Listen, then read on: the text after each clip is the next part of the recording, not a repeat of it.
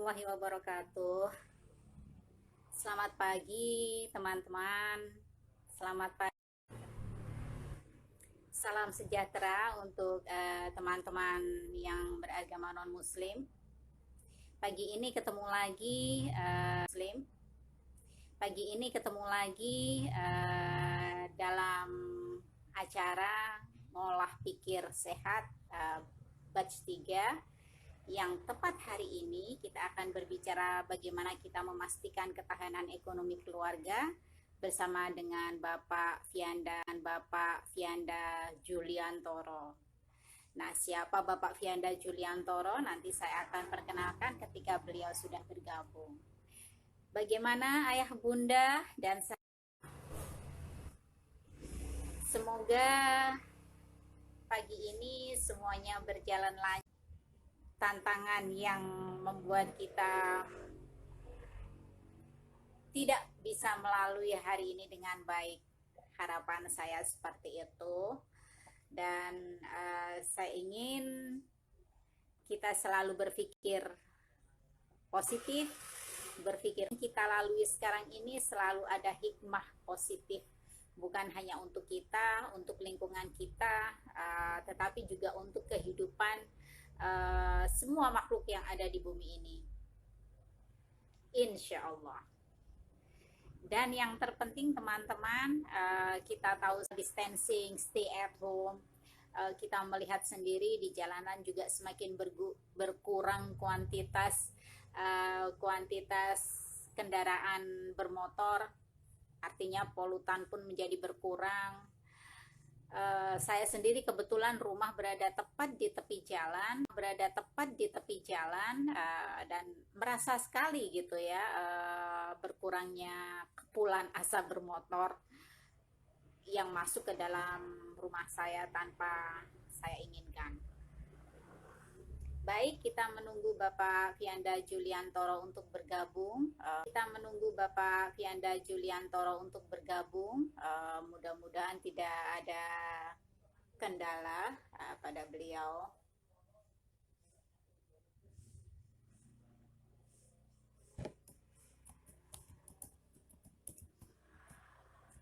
Saya sambil pastikan apa diskusi kita, karena diskusi melalui live streaming IG ini tidak bertahan lebih dari 24 jam. Saya tidak punya dokumentasi secara audiovisual. Kalau teman-teman bisa melakukan hal itu, saya berterima kasih sekali, karena install aplikasi yang untuk mendokumentasikannya. Jadi saya akan berterima kasih sekali. Silakan nanti dikirimkan melalui email yang saya tuliskan di tempat berikutnya ya.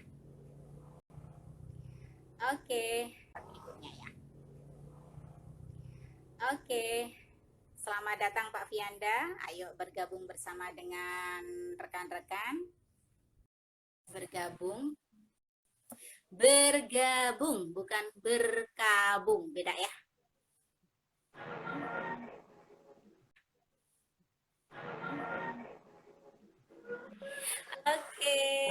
Assalamualaikum warahmatullahi wabarakatuh. Warahmatullahi wabarakatuh. Sehat Pak Fi? Alhamdulillah, sehat Bunda. Alhamdulillahirrabbilalamin. Nah teman-teman, alhamdulillahirrabbilalamin.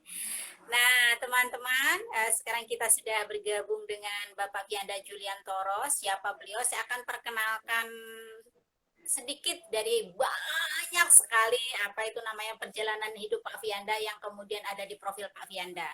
Saya tidak bisa membacakan karena pasti akan habis 1 jam. Iya, beliau adalah Fianda Juliantoro. Domisilinya ada di Kediri Kota ya Pak Fi ya? Ya, betul Kediri Bunda. Kota, Jawa Timur. Dan profesi branding beliau adalah keahlian yang saya harus baca semua nih keahliannya. Yang pertama adalah konsultan bisnis dan bisnis goods.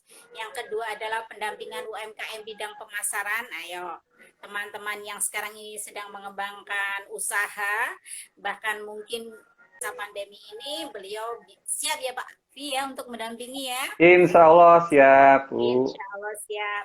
Kemudian yang ketiga adalah trainer digital marketing, masih ada kaitannya dengan yang kedua tadi. Kemudian penyelenggara kegiatan atau event organizer. Nah, ini mesti tanya nih, ini berapa range-nya ini, Pak? Ya, kemudian yang kelima adalah public speaker dan yang terakhir ini yang menarik buat saya, penulis buku. Dan saat ini Pak Fianda sedang menyelesaikan buku kedua. Buku kedua ini terkait semuanya dengan bisnis ya, Pak Fi ya? Tidak, Bunda. Yang kedua ini tidak terkait dengan bisnis ya. Oh Ada deh gitu. nanti masih terkait dengan bisnis ya. Oh Ada deh gitu. nanti masih rahasia Masih ini. hidden. Oh, masih rahasia. Oke. Nah, beliau ada beberapa pekerjaan. Saya akan sebutkan salah satu saja, salah dua, Ding. Yang pertama adalah Wakil Ketua Bidang Informatika Telekomunikasi. Pertama adalah Wakil Ketua Bidang Informatika Telekomunikasi dan Teknologi di Kadin Kota Kediri. Sampai sekarang ya, masih ya Pak Masih ya? sampai sekarang ya. Masih sampai sekarang. Dan yang kedua, karena banyak juga, saya akan sebutkan dua saja. Yang ini menjadi kunci ya, teman-teman nanti bisa, kecuali peserta ngoseh batch 3 bisa melihat profil beliau di grup. Yang kedua adalah Ketua Relawan TIK Kota Kediri. Nah, relawan Teknologi Informasi dan Komunikasi Kota Kediri sampai tahun 2032. Jangan lama-lama, Bunda. Oh, jangan lama-lama ya. Ini adalah pekerjaan beliau. Nah, teman-teman, semuanya sudah siap ya. Kita akan berdiskusi dengan Pak Fianda tentang bagaimana sih kita mempertahankan atau keluarga kita. Nah, teman-teman yang di grup ngoseh, jika memang ada pertanyaan silahkan disiapkan dan nanti boleh dituliskan selama proses diskusi ini berlangsung. Tidak harus menunggu sesi tanya jawab ya, karena waktu kita secara live streaming ini hanya 1 jam dan sekarang sudah kepotong 8 menit. Pak Fianda. Oke, gimana Bunda? Jadi gini, kalau kita ingat krisis ekonomi tahun 1997-1998, itu krisis ekonomi tahun 1997-1998 itu kan sangat luar biasa ya impact-nya, terutama bagi keluarga. Saya mencatat pada saat itu terjadi angka peningkatan penghuni rumah sakit jiwa yang cukup signifikan, begitu juga angka perceraian yang cukup signifikan. Nah, saat ini di masa pandemi ini sudah ada gejala-gejala ke arah sana, terutama yang di poin kedua, yaitu ketahanan keluarga picu karena ketahanan ekonomi yang melemah. Gitu. Nah, kita tidak ingin hal ini terjadi, Pak Fianda. Karena bagaimanapun ini adalah ujian bersama yang tidak hanya dirasakan oleh satu negara, tetapi seluruh belahan bumi ini merasakannya, tidak tanpa kecuali. Sehingga kita berharap tidak banyak yang terdistorsi gitu, atau yang ambiar gitu ya Pak Fi. Nah, kalau menurut Pak Fianda sendiri sih, kita perlu definisi awal nih Pak Fi, supaya saya, Pak Fianda, dan juga teman-teman yang sekarang ini join gitu, memiliki pemahaman yang sama. Pak Fianda sendiri, ketahanan ekonomi keluarga itu Pak Fi. Apakah income yang banyak, padahal tidak semua income yang banyak dan selalu ada setiap bulan itu cash flow-nya sehat gitu loh. Ternyata besar pasak daripada tiang. Apakah itu yang disebut dengan ketahanan ekonomi keluarga? Ternyata besar pasak daripada tiang. Apakah itu yang disebut dengan ketahanan ekonomi keluarga atau yang seperti apa Pak Fi? Ya, baik teman-teman semua, hari ini kita akan coba membahas ya, meskipun ini juga merupakan topik yang baru buat saya ya, membahas ekonomi keluarga nih. Biasanya saya ngajarin baru buat saya ya, membahas ekonomi keluarga nih. Biasanya saya ngajarin digital marketing, ngajarin tentang pemasaran dan segala macam, tapi Bunda Cut ini kalau sudah meminta ini buat saya sulit untuk ditolak ini. Karena beliau termasuk salah satu mentor saya. Waduh. Termasuk salah satu mentor saya. Waduh, Ya, ngomong itu tentang dihidden aja. ngomong tentang ketahanan ekonomi keluarga ya. Tentunya hari ini kita kalau ngomong ketahanan ekonomi itu dalam satu keluarga itu tentang adanya keseimbangan antara pemasukan atau omset dengan pengeluarannya. Ya, jadi selama itu masih bisa kita jaga bersama, tentunya akan keluarga itu akan secara emosional, secara psikis, secara kehidupan itu juga mereka aman. Jadi adanya keseimbangan antara pemasukan dan pengeluaran. Jangan sampai pemasukannya ini katakanlah banyak, tapi pengeluarannya juga banyak. Tapi pengeluarannya juga banyak, sehingga besar-pasan daripada tiang. Iya. Apalagi pemasukannya sedikit, pengeluarannya banyak. Ya, ini tambah lebih parah lagi.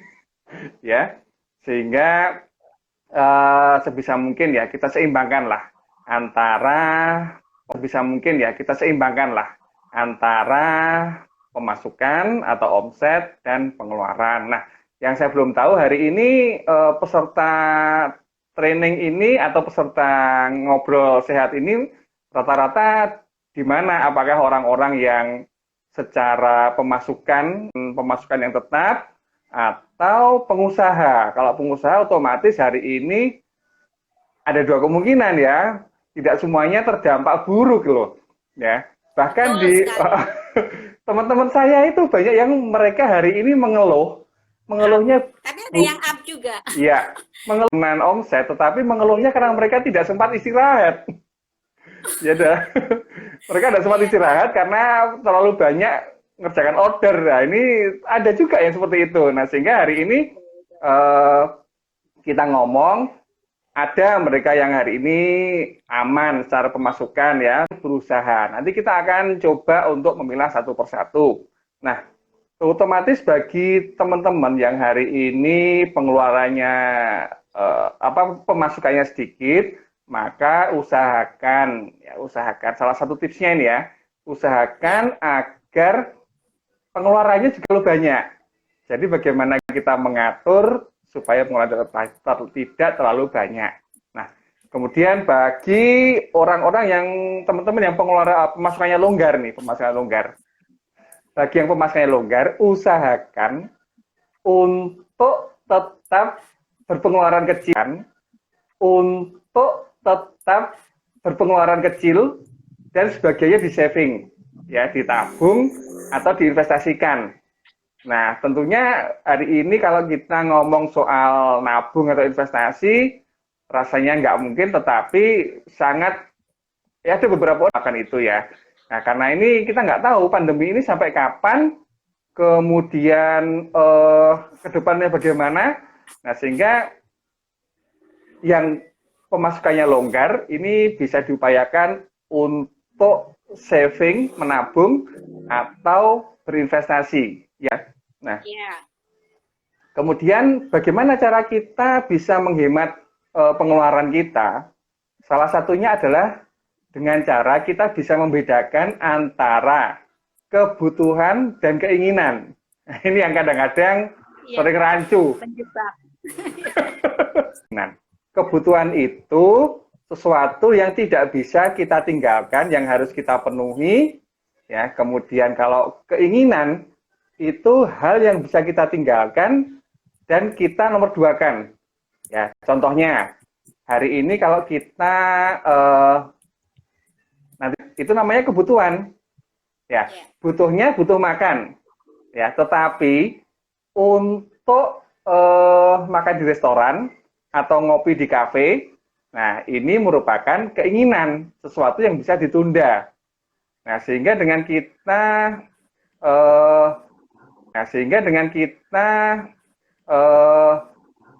bisa membedakan antara kebutuhan dan keinginan, maka ini bisa menjadi salah satu solusi untuk mempertahankan ke atau untuk meningkatkan ketahanan ekonomi di keluarga atau untuk meningkatkan ketahanan ekonomi di keluarga. Ya.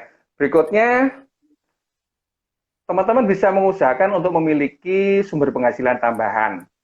Ya, sumber penghasilan tambahan. Baik itu yang sudah aman pemasukannya ataupun apalagi yang belum aman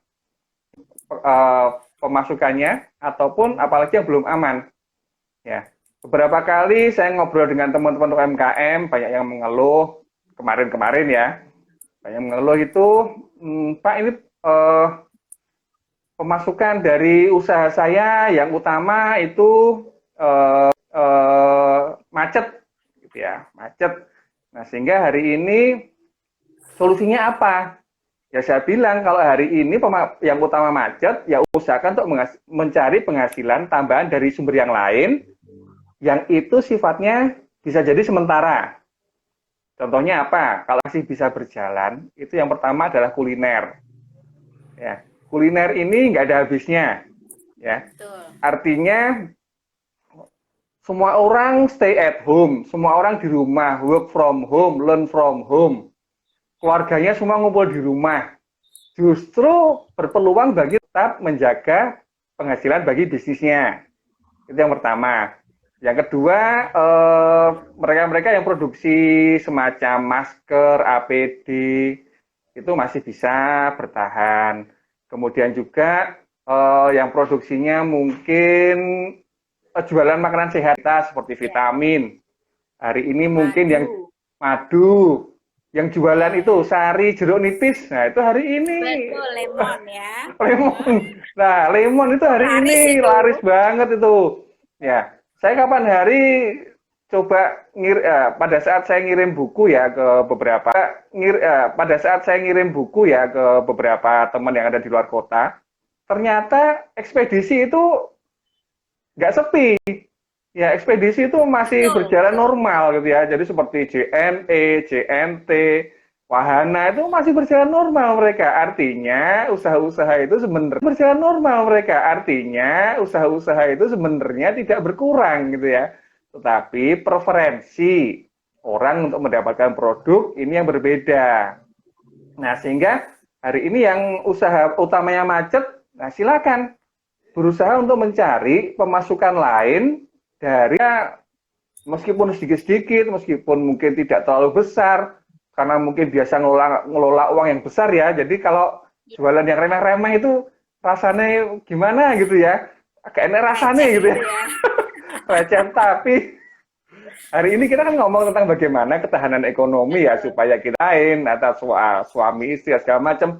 Nah, itu usahakan untuk mencari sumber penghasilan yang lain ya. Kemudian hari ini semua sudah memasuki kepada babak kehidupan baru, the new normal. Dengan kondisi hari ini, ya mereka lah yang bisa survive.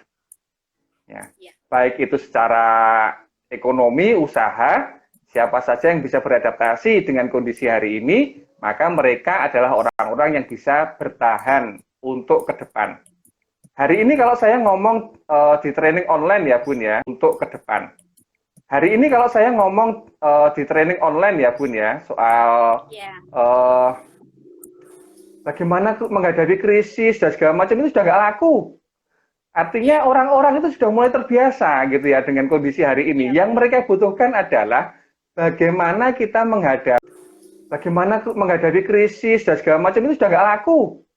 Artinya orang-orang itu sudah mulai terbiasa gitu ya dengan kondisi hari ini. Yang mereka butuhkan adalah bagaimana kita menghadapi situasi ke depan. Nah, the post setelah pandemi ini berakhir, diramalkan nanti justru akan terjadi booming di beberapa bidang usaha. Ya, ada beberapa teman hari ini kan kafe kita tahu ya, kafe tutup gitu ya. Tetapi ada teman saya yang mereka punya usaha, yang dia punya usaha furniture ya, pesanan bikin rak kafe untuk kafe. Jadi sekaligus setting kafe. Jadi orang hari ini sudah mempersiapkan the post-nya. Setelah pandemi ini berakhir nanti apa kira-kira yang booming. Nah, sehingga kalau kita bisa berpikir ke sana, itu nanti akan pikiran kita akan lebih positif. Jalankan ya. Nah, itu beberapa tips. Berikutnya, ini yang penting juga. Jangan lupa untuk yang penghasilannya longgar, jangan lupa untuk berinvestasi. Ya, investasi yang aman, investasi yang berjangka panjang. Kalau bisa yang likuiditasnya tinggi, kalau butuh bisa cepat dijual. Contohnya, ya, eh, Ya. emas ya. Jadi salah satu contohnya silakan berinvestasi di emas karena emas ini harganya tidak pernah turun, gitu ya. Betul Bahkan sekali. sebelum pandemi ini harganya kan sekitar 700-an ya, sekitar 700 berapa, Ya, 750. Sebelum pandemi ini harganya kan sekitar 700-an ya, sekitar 700 berapa, ya. 750. Hari ini harga Sekarang emas sudah itu 900-an gitu ya. Sehingga kalau hari kemarin sempat dalam jangka waktu berapa minggu aja nyimpen emas udah dapat keuntungan. Ini kalau misalnya seperti itu. Ini ya, beberapa nah, ini beberapa tips mungkin yang bisa kita uh, coba bagaimana kita ya, mempertahankan ketahanan ekonomi keluarga di masa pandemi ini. Monggo, Bunda kalau ada sharing-sharing yang lain, monggo saya ya. persilakan. Dan mungkin teman-teman kalau ada yang ingin ditanya menunggu waktu sesi tanya jawab silakan dituliskan langsung nanti saya akan coba Pak Fianda juga bisa membacanya dari layar. Oke Pak Fianda, apa itu namanya tadi sebetulnya sudah diberikan salah satu solusi kalau teman-teman ingin mempertahankan katakanlah salah satunya adalah berinvestasi yang aman dan salah satu contoh investasi yang aman adalah pada emas. Nah Pak Fi, tidak semua kalau kita melihat secara umum ya, katakanlah mereka-mereka yang sudah memiliki usaha ketika pra pandemi sebelum pandemi katakan aja saya contohkan adalah para pedagang yang ada di pasar Senggol gitu kan Hmm, yang sekarang jelas terdampak gitu. Katakanlah kalau meskipun masih berjualan gitu, sehari pun omset tidak akan mencapai lebih dari 25% dari keseharian sebelumnya gitu. Yang 5% dari keseharian sebelumnya gitu. Yang artinya jadi lebih banyak modal yang disediakan daripada omsetnya, daripada penghasilannya. Nah, dan pada kondisi-kondisi seperti ini, nah pada kondisi-kondisi darurat gitu kan, rata-rata kita memberikan empati kondisi-kondisi darurat gitu kan, rata-rata kita memberikan empati dalam bentuk bantuan yang berupa ikan, bukan kail. iya betul. Iya, betul. Karena harapan kita adalah ikan ini menyelamatkan dalam kondisi darurat, gitu. Tetapi kita lupa untuk membiar apa itu namanya kemandirian beliau, gitu, kemandirian para pedagang yang sudah terbangun sekian tahun ini itu tidak runtuh. Apalagi tadi Pak Vi juga menyinggung masalah kenormalan baru era apakah saya juga berpikir apakah ketika kita sudah dinyatakan ke dalam kenormalan baru itu transaksi-transaksi yang secara langsung itu juga menjadi apa itu namanya normal kembali atau malah kita enjoyable gitu ya dengan transaksi online gitu ya dengan jasa-jasa ojol gitu ya. Nah, tidak semua artinya bisa melakukan adaptasi itu, termasuk mereka-mereka yang saat ini harus mendapatkan bantuan ikan itu tadi, Pak Vi. Menurut Pak Vi sendiri, seberapa besar sih peluang dan tantangan bagi mereka yang pada masa pra-pandemi ini sudah mengembangkan usaha dan sekarang runtuh harus apa itu namanya usaha dan sekarang runtuh harus apa itu namanya menerima bantuan-bantuan dukungan-dukungan itu tetapi tidak diiringi dengan pendampingan untuk bangkit kembali ke dalam era baru. Dan apa yang harus kita lakukan? Kalau saya lebih sensitif, sebetulnya sekarang oke kita tetap kita kasih bantuan yang berupa ikan, tetapi ingat gitu harus mendampingi mereka agar menjadi kail bagi mereka pada saat bangkit, semuanya bangkit. Jangan-jangan mereka akan lebih menjadi pengangguran gitu loh yang saya khawatir. Kalau saya ya Bun ya ini ya, kalau memang Ya, mereka orang-orang yang sudah lama memiliki usaha, ya, dan hari ini mereka benar-benar runtuh, mereka tuh sebenarnya jiwa entrepreneurship-nya itu mereka masih punya. Jadi oke. mereka sudah terbiasa lah menghadapi tantangan. Jangankan yang seperti ini, menghadapi tantangan. Jangankan yang seperti ini, Itu dia. yang lebih berat dari ini mungkin mereka sudah pernah menjalani gitu ya. Sehingga kalau hari ini kita ngomong pengusaha-pengusaha yang mereka sudah lama berusaha, kemudian mereka hari ini pendapatannya menurun atau bahkan sampai tutup sekalipun. Hari ini kita ngomong pendapatannya menurun atau bahkan sampai tutup sekalipun. Hari ini kita ngomong mereka tidak akan terpengaruh dengan situasi seperti ini. Ya, mereka pasti punya cara untuk bangkit lagi. Itu bagi entrepreneur yang lama. Yang menjadi Ya, masalah adalah wirausaha pemula. Ya, nah wirausaha pemula ini tentunya perlu support pemula. Ya, nah wirausaha pemula ini tentunya perlu support dari eh, pihak pemerintah ya, mau itu pemerintah pusat, pemerintah provinsi maupun pemerintah daerah, supaya mereka bisa terus menjalankan roda usahanya. Terus menjalankan roda usahanya. Contohnya, kalau di Kediri kemarin itu teman-teman pengusaha eh, tenun ikat itu diminta, dipesan, diorder untuk membuat masker dari bahan kain tenun. Orderan untuk fashionnya, ya baju dari tenun itu mereka agak berkurang, tetapi mereka tetap bisa memproduksi eh, masker dari bahan tenun ikat. Nah ini salah satu upaya. Dan ini tidak bukan BLT, berikan kail. Jadi saya rasa kami pun hari ini para pendamping UMKM yang secara nasional, ini kami bergabung dalam satu relawan pendamping UMKM terdampak COVID. Jadi memang kita hari ini merasa usahanya terdampak. Nah, bagi teman-teman yang merasa usahanya terdampak, yang pertama, ya ini tips saya yang pertama, itu adalah secara psikologis ini harus kita sehatkan dulu pikiran kita. Ya, kalau pikirannya sudah sehat, pikirannya bisa berpikiran positif, menerima kondisi dengan lapang dada. Nah, itu insya Allah sangat mudah sekali mencari bangkit, mencari pulang-pulang ke depan itu sangat mudah sekali. Ya, nah, ini juga termasuk berlaku bagi teman-teman yang mungkin semacam ojol gitu ya, Bunda ya. Ojol yang semacam ojol gitu ya, Bunda ya. Ojol yang hari ini mungkin mereka jarang bisa menarik penumpang karena sekolah libur, terus kemudian nggak boleh boncengan. Nah ini mungkin agak berat. iya, Nah, iya.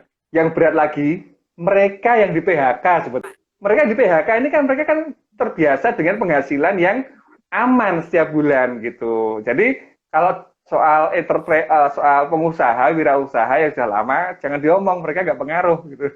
Tetapi yang pengaruh justru mereka yang biasa punya penghasilan tetap sebagai karyawan, tahu-tahu di PHK. Gimana penghasilan yang sebelumnya tidak ada, yang sebelumnya ada menjadi tidak ada. Nah ini yang akan menjadi ujian berat buat mereka gitu ya. Sehingga tipsnya ya tadi kalau sedikit ya dikeluarkan sedikit, mengubah gaya hidupnya otomatis ya. Dan yang Sambil banyak sekali peluang-peluang usaha yang bisa dijalankan. Seperti itu Bunda. Oke, teman-teman, makanya kita juga menjadikan ruang di Ngoseh 3 itu untuk melakukan promosi. Apapun usaha teman-teman, silakan dipromosikan. Siapa tahu ya, siapa tahu ada di dalam grup itu yang membutuhkan atau tetangga saudara kita yang di grup itu membutuhkan dan lain sebagainya. Bukan hanya membutuhkan produk dan jasanya, siapa tahu pengen jadi reseller gitu kan. Jadi ini akan memberikan manfaat yang berlipat-lipat jika teman-teman bisa memanfaatkan peluang-peluang itu. Saya juga pengen belajar jadi memanfaatkan peluang-peluang itu. Saya juga pengen belajar jadi reseller. Jadi reseller dulu, kalau produsen kayaknya enggak deh. Orang kok bernulis nanti. Enak jadi reseller, Iya, Bun. iya enak jadi tingkat keamanannya tinggi. Iya, Iya enak jadi tingkat keamanannya tinggi. iya. Secara finansial tingkat keamanannya tinggi. Oke. Nah, termasuk ini tadi Pak Fianda ya bisa menjadi tips kita bagi teman-teman yang belum terbiasa di dunia usaha dan kemudian harus mencari sumber-sumber baru. Sebetulnya bisa di dunia usaha dan kemudian harus mencari sumber-sumber baru. Sebetulnya reseller ini menjadi salah satu peluang. Nah, tapi Pak Fianda, karena saya sedang ngomongin reseller ini sekaligus, Pak Fianda. Bagaimana memastikan kita menjadi mitra produsen yang aman? Artinya kita, misalnya saya ingin menjadi resellernya Pak Fianda gitu ya, atau saya ingin menjadi resellernya A, B, Z gitu kan. Nah, bagaimana saya memastikan bahwa teman-teman mitra yang saya akan bergabung kepadanya itu kalau saya mengecewakan customer dia, itu saya juga terdampak kan gitu. Ya, kalau saya Bun ya, yang pertama cari produk yang ada di sekitar penjenengan dulu. Jadi nggak usah kita jauh lah. Betul. Di tetangga kita, di lingkungan kita, mungkin ada produk yang menarik untuk bisa kita bantu jualkan. Nah, itu aja yang kita bantu dulu. Nggak usah yang kita nyari yang jauh-jauh gitu ya. Apalagi di Tulungagung. Tulungagung itu kan gudangnya produsen tuh. Saya tahu sendiri kan. Iya, Ya, iya. salah satu kota industri di Jawa Timur bagian selatan ini kan Tulungagung nih. Nah, sehingga cobalah cari di sekitar kita, di tetangga kita, di lingkungan kita, itu ada produk apa yang menarik dan bisa kita jualkan. Yang pertama dari situ dulu. Yang kedua hari ini jualkan. Yang pertama dari situ dulu. Yang kedua hari ini mau nggak mau yang namanya penjual, reseller, marketer, itu harus beradaptasi dengan metode penjualan online. Ya, yang dulu-dulu metode penjualan ini mungkin, bagi beberapa teman UKM saya sekian lama menjalankan mengajari teman-teman UKM ini untuk online. Ya, kadang-kadang dari 50 orang yang ikut pelatihan, kadang-kadang hanya 5 sampai 10 orang yang mempraktekkan gitu ya. Jadi masih belum. Apa, Pak? Ya, yang kedua gaptek. Kemudian HP-nya nggak support. Nah, macam-macam gitu ya. Jadi selalu kalau nyari alasan selalu ada aja lah, Bun. Gitu ya. Ya, tapi hari ini mau nggak mau kita hari ini dituntut untuk bisa online. Dari yang paling menggunakan WhatsApp, ya, aplikasi WhatsApp ini semua orang hari ini sudah menggunakan, apalagi untuk chatting, untuk ngerumpi, rasani sama tetangga dan segala macam ya.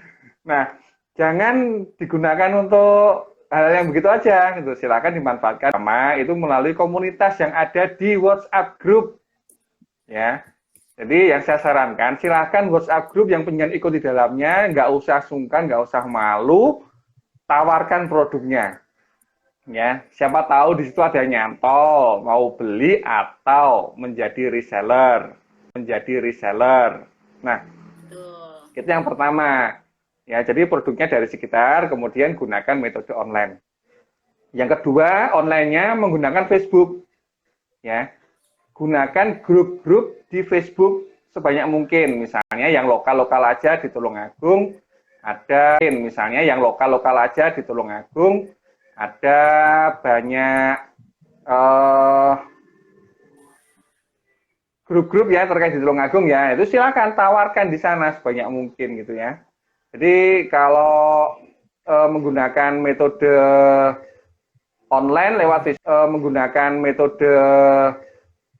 online lewat Facebook, media sosial, ini masih bisa dirasakan hasilnya dengan cepat. Tapi hari ini memang saya tidak mengajarkan untuk menggunakan marketplace, untuk menggunakan website itu karena dampaknya lama.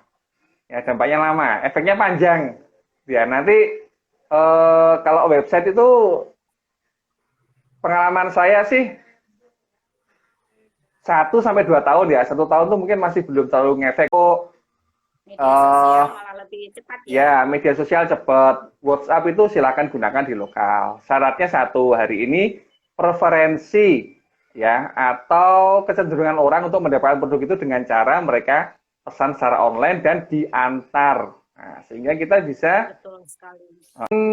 metode delivery untuk produk-produk kita bagi teman-teman yang punya produk. Monggo, Bunda. Iya, Pak Vi. Ini tadi adalah beberapa tipsnya Pak Fianda ya. Beberapa tipsnya Pak Fianda ya. Kalau coba sekarang tengok ya. Betul sekali apa yang disampaikan sama Pak Fianda. Pandemi ini juga pada saat kita harus physical distancing gitu, kita harus melihat potensi ruang-ruang sosial yang kita bangun di grup WA atau di media sosial yang kita punya. Sehingga tadi kemarin-kemarin nggak pernah bertetangga, Pak. Nah, terus gimana caranya saya tahu kalau tetangga saya punya produk ini, produk itu. Nah, ini juga menjadi satu yang melalui grup-grup WA yang kita punya. Mungkin ada grup WA Karang Taruna Desa, atau grup WA Ibu-Ibu PKK Desa, atau dan lain Betul. sebagainya. Ya. Nah, kita mulai colek-colek nih. Contohnya ini teman-teman ya. Saya tidak jualan masker, tetapi untuk saya punya beberapa tetangga yang ternyata produk masker saya ambil dari tetangga-tetangga saya. Kita niatkan yang pertama itu adalah membantu mereka gitu kan, dan yang kedua juga tidak jauh-jauh gitu loh.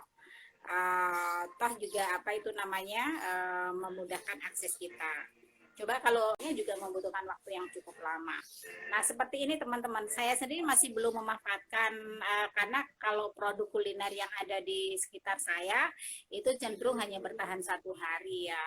Tapi menarik juga Pak Fianda. Jadi artinya bisa jadi saya jualan getuk gitu ya. Tapi yang bikin mbah-mbah yang ada di sini, ada beberapa pedagang kuliner pasar Senggol yang sudah sepuh-sepuh itu, kita yang bantu untuk Ya, betul, marketingnya. gitu, Bun. Ya, nah ini juga ide buat teman-teman ya.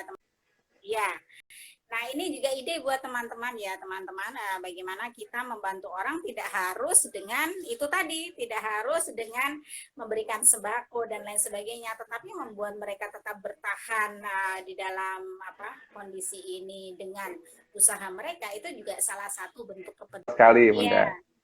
Nah, ini ada dari Devi nih, Masya Allah. Terima kasih Coach Fianda. Tipsnya bermanfaat untuk saya demi mempertahankan bisnis saya. Alhamdulillah. Alhamdulillah. Anak-anak muda sekarang memang sudah mulai berbisnis. Ini suatu hal yang sangat luar biasa dan menarik ya Pak Fianda. Pun itu perlu kita perkenalkan sejak usia dini. Nah, supaya dalam kondisi-kondisi seperti ini kita adaptasinya cepat sekali gitu ya. Meskipun tidak semua orang harus menjadi bisnismen seperti Pak Fianda atau seperti yang lain. Oke. Ada pertanyaan lain barangkali dari kita tunggu Pak Fianda. Ya, silahkan, monggo. Iya. Pak Fianda, Ya. tadi Pak Fianda sudah memberikan beberapa tips ya di awal bagaimana kita bisa bagaimana kita bisa mempertahankan ketahanan ekonomi kita yang dengan langkah bagaimana kita menyeimbangkan antara pemasukan dan pengeluaran, dan kemudian ada beberapa tips susulan. Saya mencatatnya ada sekitar 6. Mudah-mudahan teman-teman semuanya join sejak awal. Join sejak awal sehingga tapi saya bacakan ya Pak Fianda sambil menunggu ini. Ada beberapa tips dari Pak Fianda. Jadi teman-teman, ketahanan ekonomi di dalam keluarga ini akan membiasa secara emosional dan secara mental dan keseluruhan siklus kehidupan yang ada di dalam keluarga. Mengingat pengalaman kita tahun 97-98 ketika terjadi krisis ekonomi, karena dampak dari krisis ekonomi itu tidak hanya pada aspek ekonomi, tetapi juga pada aspek ketahanan tingkat perceraian yang tinggi, salah satunya, kemudian meningkatnya pasien gangguan jiwa. Nah, kita berharap pandemi ini justru menguatkan kita memasuki yang disebut dengan Pak Fianda itu sebagai new normal, atau situasi normal atau situasi normal Situasi yang normal baru yang baru. ya, atau tradisi baru, kebudayaan baru, mungkin peradaban baru karena menyangkut seluruh kehidupan orang sedunia ya, bukan hanya Indonesia saja nih. Nah, karena kita masuk ke situ Indonesia saja nih. Nah, karena kita masuk ke situ, maka apa yang harus kita lakukan supaya kita tetap memiliki ketahanan ekonomi? Pak Fianda memberikan 6 tips teman-teman. Yang pertama adalah bagi yang sedikit pemasukannya, usahakan pengeluarannya juga ditekan. Ya, sedikit pemasukannya, usahakan pengeluarannya juga ditekan. Ya, teman-teman akan belajar bagaimana menyiasati penekanan ini dengan cara lebih mengutamakan kebutuhan daripada keinginan, kata Pak Fianda. Kemudian yang kedua, bagi yang pemasukannya longgar, usahakan untuk menabung dan berinvestasi. Nah, investasi yang aman tadi dijelaskan lebih lanjut sama Pak Fianda. Contoh investasi yang aman dan likuiditasnya tinggi itu adalah emas. Ngaten ya Pak Fi ya? Tolong Ya Bun, ini Bun, sebentar Bun. Ya. Saya tambahin ya, emasnya. Satu ada emas perhiasan, ada emas lantakan, gitu kan? Oke. Nah, kalau emas perhiasan otomatis harganya akan banyak turun kan? Betul nggak Bun? Betul. Nah, yang tidak banyak penurunan itu adalah emas lantakan. Ya, nah emas lantakan ini bisa pokok emas ya. Tapi yang apa namanya, yang harganya terjamin itu adalah emas yang antam ya. Iya. Ya, ini bisa dipahami. Betul, ya. Berikutnya, yang ketiga ini ada hari ini solusi tabungan. Nah, nanti teman-teman bisa nyari lah informasi tabungan. Tabungan kita dikonversi dalam bentuk harga emas hari itu. Ya, nah nanti bisa cari di beberapa vendor lah yang menyediakan tabungan emas ini, ada beberapa. Terutama biasanya di perbankan syariah itu ada produk tabungan emas. Seperti itu. Monggo dilanjut Bunda, ini tambahan aja supaya lebih jelas. Lanjut Bunda, ini tambahan aja supaya lebih jelas. Betul. Dicatat ya teman-teman, karena apa yang kita sharingkan ini kita harap akan menjadi salah satu yang teman-teman eksekusi, tidak harus semuanya, tetapi sebagian menjadi opsi solusi bagi teman-teman, tidak hanya sebagai knowledge. Kemudian opsi solusi bagi teman-teman, tidak hanya sebagai knowledge. Kemudian yang keempat, yang ketiga sudah saya sampaikan ya, bagaimana kita menghemat pengeluaran, yaitu membedakan antara kebutuhan dan keinginan. Kemudian yang keempat, memiliki penghasilan tambahan, baik yang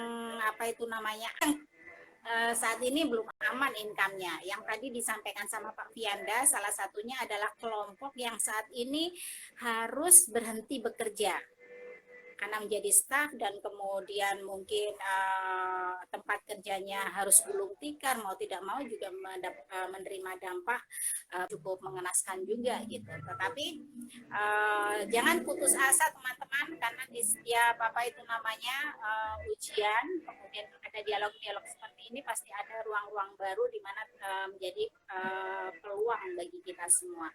Nah, kemudian penghasilan tambahan itu kalau pada aspek usaha yang saat ini sedang booming teman-teman. Entah itu boomingnya nanti akan bertahan hingga pasca pandemi atau mungkin hanya pada saat pandemi ini. Pak Fiana mencatat beberapa ruang usaha, bidang usaha yang masih berjalan saat ini, misalnya kuliner. Saya berpikir pasca pandemi juga akan tetap diperlukan. Ya, akan terus Bun, karena akan terus ini akan menjadi habit baru gitu. Betul, the new normalnya ini. Betul, ini the new normalnya. Artinya teman-teman bisa mulai berkreasi tentang masker ini, masker yang lebih cantik itu kan, yang lebih diminati oleh banyak. Kalau saya bilang sih perempuan memang cantik gitu. Jadi akan memilih masker-masker unik. Kemudian makanan kesehatan juga akan menjadi new normal ini. Jadi kita akan saya yakin beberapa jenis makanan kesehatan, katakanlah yang tadi disebutkan madu, kemudian habatus sauda, terus jamu empon-empon itu Pak empon-empon, ya betul, jahe, temu. Saya sekarang sedang booming juga. Jahe, temu. Saya sekarang sedang booming juga itu.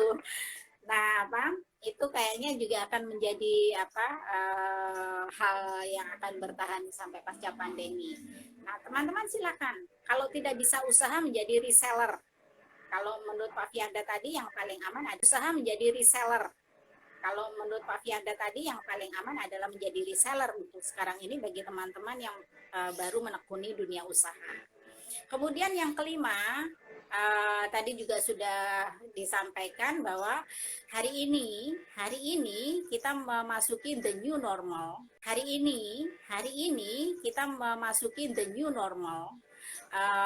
Yang akan menjadi era baru di mana ada beberapa tradisi pandemi yang akan bertahan hingga pasca pandemi. Maka teman-teman, yang kita perlukan saat ini adalah jeli sejelikan atau yang kemudian kita ambil, kita kembangkan untuk kita bawa pada era berikutnya. Kemudian yang terakhir teman-teman, Pak Fianda mengatakan tadi sudah ya, jangan lupa bagi yang berpenghasilan longgar untuk tadi sudah ditambah sama Pak Fianda investasi selain emas lantakan ya, yang bisa juga dengan tabungan emas ya Pak ya namanya. Yeah. Ya, tabungan emas. Oke teman-teman, ada yang ingin ditanyakan lagi enggak? Waktu kita Oke teman-teman, ada yang ingin ditanyakan lagi enggak? Waktu kita masih ada 12 menit, Pak. Ya, saya tambahkan ya, Bun ya. Ya, monggo Pak. Nah, bagaimana kita melihat pulang-pulang yang hari ini ada di sekitar kita? Ya, ini selalu saya contohkan ya. Cerita dulu saya kalau selalu nyontohkan. Yang pertama, ada cerita dua orang sales yang mereka diutus oleh perusahaannya untuk karena perusahaan ini mau mengembangkan perusahaan sepatu di suatu daerah terpencil. Ya, nah, di kemungkinan pengembangan usaha sepatu di daerah terpencil itu. Nah, pulang dari sana, dipanggillah oleh si bos satu-satu, dua orang sales sepatu ya. Nah, sales A dipanggil. Nah, bagaimana hasil pengamatan kamu tentang jawaban si A gimana? Wah, bos, gak mungkin bos kita jualan sepatu di sana bos. Loh, ngapain kata si bosnya? Di sana loh bos, gak ada orang yang pakai sepatu bos. Ngapain kita jualan di sana? Siapa yang mau beli sepatu kita kan gitu kan? Di daerah itu saking terpencilnya tidak ada orang yang pakai sepatu kata sales A gitu ya. Oke, si A disuruh keluar, dipanggillah sales B. Ya, sales B ini ditanya juga. Gimana hasil pengamatan kamu tentang kemungkinan pengembangan usaha sepatu kita di sana? Ya. Jawaban B, apa coba jawaban B? Wah, bos, kalau kita buka usaha sepatu di sana, bos, kita pasti untung besar, bos. Semua orang di daerah itu akan beli sepatu kita. Loh, kata si bosnya, kok bisa jawabannya berbeda dengan si A tadi, gitu kan ya? Iya. Nah, bertolak belakang gitu kan ya. Iya. Nah, bertolak belakang gitu kan. Nah, coba jawaban si B gimana? Kok bisa? Alasanmu apa? Bos, coba bos. Di sana itu loh, bos, nggak ada orang yang pakai sepatu, bos. Nah, jadi masalah yang dilihat itu adalah sama ya. Orang yang nggak pakai sepatu ya. Nah, hari ini banyak sekali terjadi bahkan mungkin terjadi di kita sendiri ya gitu ya. Bagaimana hari ini peluang di sekitar kita tuh seliweran banget, sangat banyak sekali peluang yang lewat di depan kita. Tetapi cara kita memandang peluang itulah yang berbeda. Ya, sehingga hari ini kalau kita lihat mungkin peluang itu bisa timbul yang satu karena ada masalah. Ya, jadi kita harus pinter-pinter dong lihat hari ini orang punya masalah apa gitu ya. Misalnya hari ini orang punya masalah eh, tidak boleh mengadakan training offline. Masalah kan?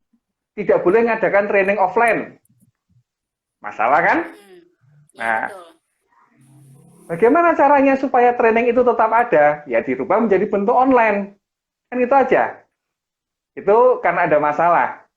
Ya, anggarannya sudah didok, ya sudah ditentukan anggarannya di awal. Anggarannya sudah didok, ya sudah ditentukan anggarannya di awal tahun kemarin, gitu kan. Ternyata tahu-tahu ada pandemi. Bagaimanapun juga itu program-program yang sudah dianggarkan itu harus dijalankan. Masalahnya kan seperti itu kan. Nah, sehingga itu menjadi masalah dan menjadi peluang. Sehingga itu kan. Nah, sehingga itu menjadi masalah dan menjadi peluang. Sehingga hari ini para trainer ini ya yang bisa cepat beradaptasi dengan kondisi hari ini, mentransformasikan bisnisnya, mentransformasikan format online-nya, format trainingnya dari offline menjadi online. Mereka lah yang laku hari ini. Alhamdulillah. Iya, Gitu ya. alhamdulillah ya Pak ya. Nah, Termasuk diskusi pagi kita ini ya Pak ya. termasuk di pagi ini saya baru belajar cara live berdua di Instagram. Betul. Besar kemungkinan ketika direncanakan secara offline itu entah kapan akan dilaksanakan. Iya, betul. Serta karena memang lebih high cost ya dibanding kalau kita Ya, melakukan betul Bunda. Nah itu, ya meskipun hari ini mungkin alasannya apa kan tidak ada apa budget transportasi dan segala macam, jadi budgetnya mungkin akan ditekan, boleh lah, nggak masalah lah. Yang penting kan perkaliannya, faktor kalinya. Itu yang pertama, masalah. Iya. Ya, yang kedua ada kebutuhan. Jadi peluang itu bisa timbul karena kebutuhan. Ya, yang satu karena masalah, yang kedua peluang itu timbul karena kebutuhan. Orang butuh apa hari ini? Orang di rumah semua, mereka butuh makan. Ya, sehingga hari ini bisa mentransformasikan bisnisnya dari usaha kuliner offline menjadi online. Nah, mereka yang bertahan hari ini. Ya, nah sehingga jangankan pelaku-pelaku bisnis yang di tradisional ya, tradisional ya, es teler 77 yang mereka itu jualannya di mall-mall, hari ini produknya, produk bakso, produk mie ayam, itu diubah menjadi frozen food dan melayani delivery order. Ya. Frozen food sekarang juga ini frozen food yang luar biasa hari ini ya. Jadi hari ini makanan-makanan yang sebelumnya itu mereka lebih banyak dijual secara langsung, hari ini diubah menjadi frozen food. Ya, jadi ya orang ada kebutuhan. Ya. Betul. Berikutnya tetap saja kita melayani keinginan orang.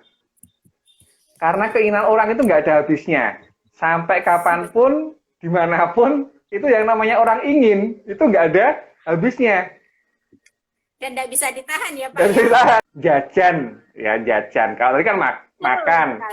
Makan itu kan kebutuhan, yang namanya makan kebutuhan. Tapi kalau jajan kan sebenarnya kan secondary ya, kebutuhan sekunder kan gitu kan, atau mungkin bahkan tersier.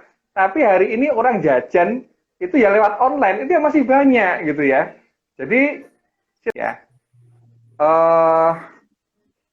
ada yang masalah, ada yang kebutuhan, dan ada keinginan. Ya, kapan hari ya teman-teman yang di Kampung Inggris kan sempat ditutup tuh, ya. Kampung Inggris sempat ditutup, tetapi teman-teman yang punya ya sudah menyiapkan Kampung Inggris kan sempat ditutup tuh, ya. Kampung Inggris sempat ditutup, tetapi teman-teman yang punya ya sudah menyiapkan format kursus bahasa Inggris online. Wah, ini luar biasa. Kebanjiran order mereka hari ini. Orang semua butuh belajar bahasa Inggris. Tetapi formatnya dirubah secara online. Format kursus bahasa Inggris online. Wah, ini luar biasa. Kebanjiran order mereka hari ini. Orang semua butuh belajar bahasa Inggris. Tetapi formatnya dirubah secara online. Nah, ini masih banyak peluang sebenarnya. Jadi hari ini bagaimana? Produk jasa pun bisa kita kemas. Betul. Apa itu namanya? memberikan income ya Pak ya. Betul, betul Bun. Jadi hari ini sebenarnya peluang-peluang itu bagi entrepreneur yang sudah terbiasa dengan permasalahan seperti ini, mereka dengan cepat beradaptasi. Ya, tidak ada masalah sebenarnya buat teman-teman entrepreneur yang terbiasa dengan masalah dengan kondisi-kondisi seperti ini, nggak ada masalah. Menciptakan sesuatu yang baru. Jadi mulai dari empat tempat munculnya peluang ya. Satu, masalah, kedua kebutuhan, ketiga keinginan, dan yang keempat itu menciptakan peluang yang baru. Nah ini tentunya butuh cost yang potensial, why not? Kenapa enggak kita coba gitu kan ya? Nah, silakan dicoba dari 4 macam kemungkinan peluang yang bisa digarap hari ini yang mana. Ya, teman-teman hari ini yang mungkin sudah terbiasa dengan bisnis itu silakan beradaptasi, ya mengadaptasikan, berinovasi kondisi hari ini. Ya mungkin kuliner hari ini yang biasanya masih dibungkus biasa gitu, hari ini mungkin bisa di vakum ya. Jadi beberapa frozen food itu diproses vakum Bun. Ya, jadi mereka lebih awet lebih lama dan bisa dikirim. Ya, jadi mereka lebih awet lebih lama dan bisa dikirim jauh. Jadi seperti itu. Ya, jadi banyak banget lah peluang-peluang itu ya. Kecuali sektor yang terdampak berat itu pariwisata ya hari ini ya. Pariwisata, aviation ya, penerbangan. Ya, ini mau nggak mau lah mereka gimana gitu ya. Tapi yang masih di luar itu education yang terus kemudian masih ya bisa. Travel itu banyak teman-teman kemarin. Pak gimana caranya travel saya bisa tetap jalan? Semprot aja pakai desinfektan, dia bilang gitu kan. Kenyamanan user kita dengan cara kita memberikan desinfektan, kemudian penumpangnya itu diberi masker. Nah, kemudian di dalam travel juga diberi hand sanitizer. Nah, seperti untuk kalau dan ini untuk usaha. Protokol kesehatan ini juga kemungkinan juga akan bertahan ya Pak. Ya, sangat bertahan sekali. Pokoknya memenuhi protokol kesehatan itu satu kebutuhan kan? Itu kan kebutuhan kan Bun ya? Nah, kebutuhan. Jadi teman-teman yang jualan sabun, teman-teman yang jualan gentong air. Betul sekali. Oke Pak Fianda, waktu kita ternyata nggak kerasa ya Pak Fianda ya, tinggal 2 menit lagi. Nah teman-teman, sungguh menarik sekali pembicaraan kita ini, percakapan pagi ini sungguh menjadi energizer ya buat kita semua. Intinya, sungguh menarik sekali pembicaraan kita ini, percakapan pagi ini sungguh menjadi energizer ya buat kita semua. Intinya kita semua sebetulnya sedang berada di dalam kolam peluang, tinggal kita jeli untuk melihat peluang itu. Nah intinya kita semua sebetulnya sedang berada di dalam kolam peluang, tinggal kita jeli untuk melihat peluang itu. Nah teman-teman bisa melihat peluang itu justru ketika tidak sendirian. Kalau menghadapi masalah itu sendirian, maka teman-teman tidak akan. Sekali waktu kita sudah tinggal 1 menit lagi, Pak Fianda. Kurang lama dong ini Bun ya? Iya, saya sebetulnya ingin minta closing statement-nya Pak Fianda, tetapi karena waktu kita sangat terbatas, saya sangat apresiasi dengan Pak Fianda dan kemudian punya satu buku yang teman-teman bisa sebentar. Apa Pak Fianda judulnya? Oh ya, judulnya ini Bun. Mana Pak Fianda tunjukkan? Nah, 25 jurus pemasaran praktis. Ya. Nah, nanti beli dari Pak Fianda. Nah, ternyata apapun usaha kita, apapun profesi kita, menulis itu menjadi sesuatu yang sangat luar biasa. Bagaimana Pak Fianda mendokumentasikan seluruh pengalaman menjadi coach marketing gitu ya, ke dalam lebih panjang daripada ketika kita ngobrol selama 1 jam. Gitu ya Pak Fianda. Nah silahkan bagi teman-teman yang ingin mendapatkan buku Pak Fianda bisa langsung kontak Pak Fianda. Terima kasih Pak Fianda. Terima kasih Bunda. Mohon maaf teman-teman. Sama-sama. Terima kasih juga teman-teman. Jam 0800. Assalamualaikum warahmatullahi wabarakatuh. Assalamualaikum. Waalaikumsalam.